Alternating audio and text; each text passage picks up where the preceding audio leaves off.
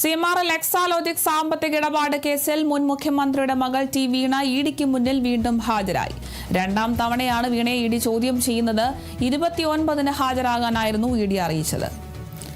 വിവരങ്ങളുമായി ഡി ബിനോയ് ചേരുന്നു. ബിനോയ്, രണ്ടാം തവണ ഇഡിയുടെ മുന്നിൽ വീണ ചോദ്യം ചെയ്യലിന് ഹാജരായി. ശക്തമായ തെളിവുകളുടെ അടിസ്ഥാനത്തിലാണ് ഇപ്പോൾ രണ്ടാം ഘട്ട ചോദ്യം ചെയ്യൽ ആരംഭിച്ചിരിക്കുന്നത്. വിശദാംശങ്ങൾ എങ്ങനെയാണ്?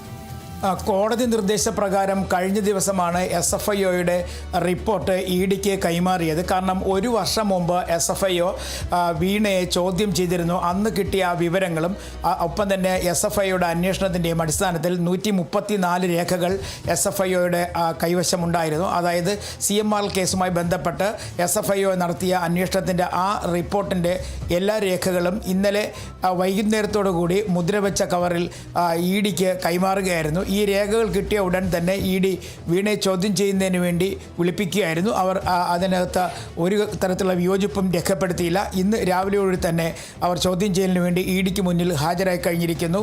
ഇതിൽ 134 രേഖകൾ എന്ന് പറയുമ്പോഴും ഈ 2016 മുതലാണ് വീണ ടി എക്സാലോജിക് എന്ന കമ്പനിയുമായി ചേർന്നുകൊണ്ട് CMRLന് സേവനങ്ങൾ നടത്തിയെന്ന് പറയുന്നു. പക്ഷേ ഈ നടത്തിയ പരിശോധനയിൽ എന്ത് സേവനമാണ് നടത്തിയെന്നോ അല്ലെങ്കിൽ എത്ര കണ്ട് സേവനങ്ങൾ CMRLന് വേണ്ടി ചെയ്തു എന്ന കാര്യത്തിൽ ഒരു വ്യക്തതയും ഇല്ലായിരുന്നു.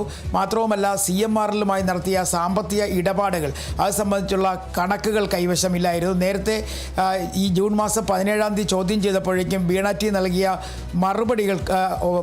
മറുപടികളോട് ഇഡിക്ക് പൊരുത്തപ്പെടാൻ കഴിഞ്ഞില്ല. പലതരത്തിലുള്ള അവ്യക്തതകൾ അതിൽ നിലനിന്നിരുന്നു. അതുകൊണ്ടാണ് SFIOയുടെ കൈവശമുള്ള 134 രേഖകൾ കൂടി വേണം എന്നുള്ളൊരാവശ്യം അവർ കോടതിക്ക് മുന്നിൽ വയ്ക്കുകയും കോടതി അത് അനുവദിച്ച് നൽകുകയും ചെയ്തിരിക്കുന്നു. അതിൻ്റെ അടിസ്ഥാനത്തിലാണ് ഇപ്പോൾ പുതിയ ചോദ്യം ചെയ്യലിലേക്ക് കടന്നിരിക്കുന്നത്.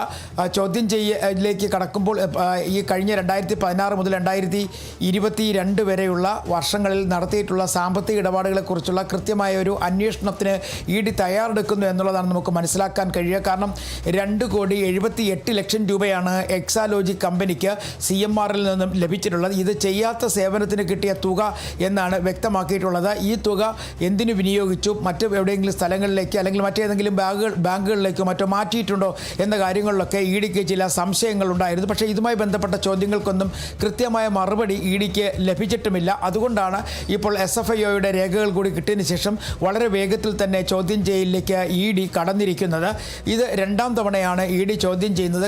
കഴിഞ്ഞ മെയ് മാസം 27-ാം തീയതി പ്രതിപക്ഷ നേതാവിൻ്റെ വീട്ടിൽ വെച്ച് വീണയെ അനൗദ്യോഗികമായി ചോദ്യം ചെയ്തിരുന്നു. പക്ഷേ അന്ന് കിട്ടിയതിൻ്റെ വിവരങ്ങളുടെ അടിസ്ഥാനത്തിൽ വീണയുടെ എറണാകുളത്തുള്ള വീണയുടെ ചില ബാങ്ക് ലോക്കറുകൾ പരിശോധന നടത്തിയിരുന്നു. അത് തിരുവനന്തപുരത്തുള്ള ബാങ്കുകളിലെ ലോക്കറുകളിലാണ് പരിശോധന നടത്തിയത്. പക്ഷേ അവിടെ നിന്നും കാര്യമായ രേഖകളൊന്നും തന്നെ ഇഡിക്ക് ലഭിച്ചിരുന്നില്ല. ഇപ്പോൾ SFIOയുടെ ഈ 134 രേഖകളിൽ കൃത്യമായും SFIOയുടെ പറയുന്ന വിവരങ്ങൾ അനുസരിച്ചുകൊണ്ട് CMRLും ഒപ്പം തന്നെ വീണയുടെ എക്സാലോജിക് കമ്പനിയുമായി നടത്തിയ സാമ്പത്തിക ഇടപാടുകൾ സംബന്ധിച്ച രേഖകളാണ് ഇതിൽ ഉള്ളത്. അതിൽ 72ഓളം ഇമെയിലുകളുണ്ട്. അതിൽ കൃത്യമായി പണം കൈമാറിയതും ആ പണം കിട്ടിയതിന് ശേഷം തിരിച്ചു നൽകിയിട്ടുള്ള റെസിപ്റ്റുകളും ഉൾപ്പെടെയുള്ള വിവരങ്ങൾ ഉണ്ട് എന്നാണ് ഇപ്പോൾ പുറത്തു വരുന്ന വിവരങ്ങൾ. അങ്ങനെയാണെന്നുണ്ടെങ്കിൽ ഇഡിയെ സംബന്ധിച്ചിടത്തോളം അവർക്ക് വ്യക്തമായ രേഖകൾ ലഭിക്കുന്നു എന്നുള്ളതാണ് മനസ്സിലാക്കേണ്ടത്. ഈ റിപ്പോർട്ടുകളുടെ അടിസ്ഥാനത്തിലാണ് ഇപ്പോൾ ചോദ്യം ചെയ്യൽ നടക്കുന്നത്. ഈ ചോദ്യം ചെയ്യലിന് ശേഷം ഒരുപക്ഷേ ഇഡി കേസ് ഉൾപ്പെടെയുള്ള കാര്യങ്ങളിലേക്ക് കടക്കുമോ എന്നുള്ളതൊക്കെ പിന്നീട് മാത്രമേ മനസ്സിലാക്കാൻ കഴിയുകയുള്ളൂ. SFIOയുടെ രേഖകൾ ലഭിക്കുന്നതിന് മുമ്പ് തന്നെ CMRLുമായി ബന്ധപ്പെട്ട ആളുകളുടെ ചോദ്യം ചെയ്യൽ ഏകദേശം ഇഡി പൂർത്തിയായി കഴിഞ്ഞിരുന്നു. CMRLിൻ്റെ MD ശശിധരൻ കർത്ത, അദ്ദേഹത്തിൻ്റെ ഭാര്യ, മക്കൾ എന്നിവരെയൊക്കെ കഴിഞ്ഞ ദിവസങ്ങളിലായി ചോദ്യം ചെയ്തിരുന്നു. അവരിൽ നിന്നും ചില വിവരങ്ങൾ കൂടി ശേഖരിച്ചു കഴിഞ്ഞിരുന്നു. ഈ രണ്ട് വിവരങ്ങളുടെയും അടിസ്ഥാനത്തിൽ, അതായത് SFIOയുടെ 134 രേഖകൾ, അതുകൂടാതെ CMRLിൻ്റെ ഉദ്യോഗസ്ഥർ, ഒപ്പം അതിൻ്റെ ഉടമകൾ, ഇവരിൽ നിന്ന് കിട്ടിയ വിവരങ്ങൾ, ഇതിൻ്റെയൊക്കെ അടിസ്ഥാനത്തിലാണ് വീണ ടിയെ വീണ്ടും ചോദ്യം ചെയ്യുന്നത്. കഴിഞ്ഞ ഒരു വർഷം മുമ്പ് SFIOയെ നൽകിയ അല്ലെങ്കിൽ SFIO നടത്തിയ ചോദ്യം ചെയ്യൽ ഇഡി ആ രേഖകൾ കൂടി ഇഡിക്ക് ഡിക്ക് ലഭിച്ചിട്ടുണ്ട്. ഇതിൽ നിന്നും ഒരു കാര്യം വ്യക്തമാണ്.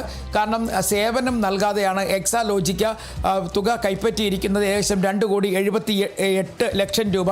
അതുകൂടാതെ എംപവർ എന്ന് പറയുന്ന ഒരു സ്വകാര്യ ബാങ്കിങ് സ്ഥാപനമുണ്ട് CMRLനൊപ്പമുള്ള, അവർ 50 ലക്ഷം രൂപ വീണയ്ക്ക് കടമായി നൽകിയിട്ടുണ്ട്. ഇത്തരത്തിൽ ഈ കിട്ടിയ തുകകളൊക്കെ തന്നെ എന്തിനു വിനിയോഗിച്ചു എന്നുള്ളത് കണ്ടെത്താൻ വേണ്ടിയാണ് ഇപ്പോൾ ED ഒരു നീക്കം നടത്തുന്നത്. കഴിഞ്ഞ ജൂൺ 17 നടത്തിയ അന്വേഷണത്തിലും ചോദ്യം ചെയ്യലിലും കാര്യമായ വിവരങ്ങൾ EDക്ക് ലഭിച്ചിരുന്നില്ല. ഏകദേശം 8.5 മണിക്കൂർ സമയമാണ് അന്ന് ED വീണയെ ചോദ്യം ചെയ്തത്. അന്ന് ചോദ്യം ചെയ്തതിൻ്റെ ചില പൊരുത്തക്കേടുകൾ കൂടി ഉണ്ടായിരുന്നു. ആ പൊരുത്തക്കേടുകൾ കൂടി വ്യക്തത CMRലുമായി ബന്ധപ്പെട്ട കാര്യങ്ങളിൽ EDക്ക് വേണ്ടി വരും. അതുകൊണ്ടാണ് ഇപ്പോൾ വീണ്ടും ചോദ്യം ചെയ്യുന്നതാണ് പുറത്തു വരുന്ന വിവരങ്ങൾ. ഇന്നലെയാണ് വീണയെ ED ചോദ്യം ചെയ്യലിനായി വിവരങ്ങൾ അറിയിച്ചിരുന്നത്. ഇന്ന് തന്നെ ഹാജരാകാമെന്ന് അവർ അറിയിക്കുകയും ചെയ്തിരുന്നു. അതുകൊണ്ട് തന്നെയാണ് രാവിലെ തന്നെ വീണ EDയുടെ കൊച്ചിയിലെ ഓഫീസിൽ എത്തിയത്. ശരി, വ്യക്തമാണ്. CMRL എക്സാലോജിക് സാമ്പത്തിക ഇടപാട് കേസിലാണ് വീണ ഇപ്പോൾ EDക്ക് മുന്നിൽ ഹാജരായിരിക്കുന്നത്. ഇത് 2ാം ഘട്ട ചോദ്യം ചെയ്യലിലാണ് ED വീണയെ വിളിപ്പിച്ചിരിക്കുന്നത്. വിവരങ്ങൾ നൽകിയത് D ബിനോയാണ്.